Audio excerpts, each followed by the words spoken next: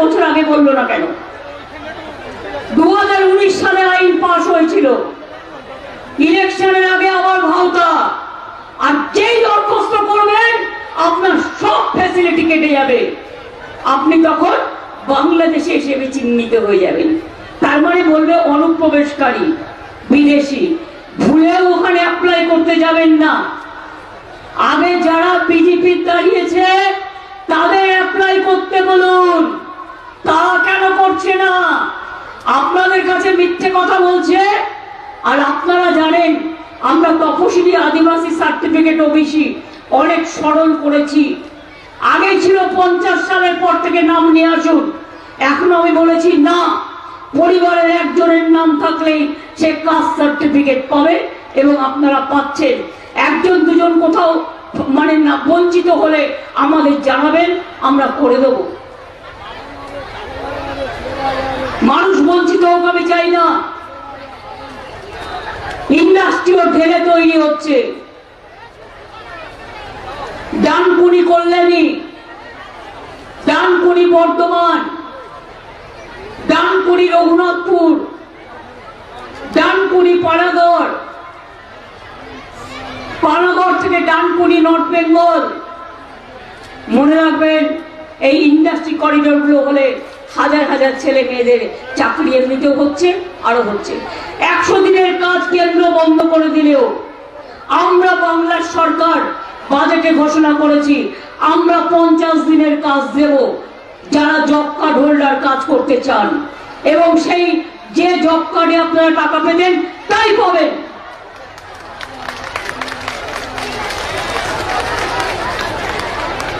আগেও আমি দেখেছি 100 দিনের কাজ বলা হতো, কিন্তু 35 থেকে 40 দিন কাজ হতো।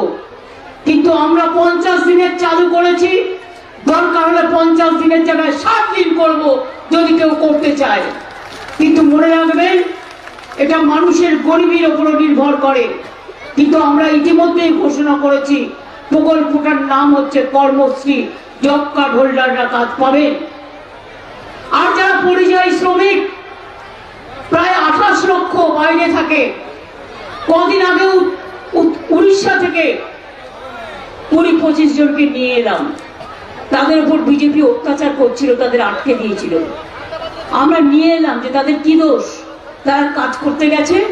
তোমাদের রাজ্যেরও তো বিভিন্ন রাজ্যের অনেক লোক এখানেও কাজ করতে আসে, আমরা তো কারোর সাথে খারাপ ব্যবহার করি না। আর পরিযায়ী শ্রমিকরাও মনে রাখবেন যে যেখানে কাজ করে একটা করে আলাদা স্বাস্থ্যসাথী কার্ড পাবে, তার কারণ তারা যাতে ওখানে গিয়ে তার চিকিৎসার কোনো প্রয়োজন হলে কারো কাছে দেখাতে না পেরে দুঃখ পেতে না হয়, বাড়ির লোককে চিন্তা করতে না হয়। পরিযায়ী শ্রমিকদের নিয়ে আসা, তাদের কোনো বিপদে পড়লে আমরা সবাই এটা দেখে নেব। আমি আপনাদের শুধু এটুকু বলছি, ভরসা আছে? তাহলে আপনারা কিছু বলছেন না কেন? ভরসা আছে, বিশ্বাস আছে, অস্তিত্ব আছে, বাংলায় আপনারা ভালো আছেন, রমজান মুবারক করে দোয়া চাইছেন, শান্তির দোয়া একটু চাইবেন। আবার পয়লা বৈশাখ হালকাতা আসবে, পুজোয় প্রার্থনা করবেন। বড়দিনের গুড ফ্রাইডে, ইস্টার স্যাটারডে গেল, আরো সমস্ত রাজ্যে নতুন দিবসগুলো আসবে। বাংলার সাথে সাথে সবাইকে বলি একটু প্রার্থনা করবেন যেন বাংলা ভালো থাকে, দেশ ভালো থাকে। দেশ আজকে ভালো নেই, দেশ কি করে ভালো থাকবে? আমাদের এখানে কয়েকজন আমার ভোট ম্যানেজার হঠাৎ এনআইএ গিয়ে 15 জনকে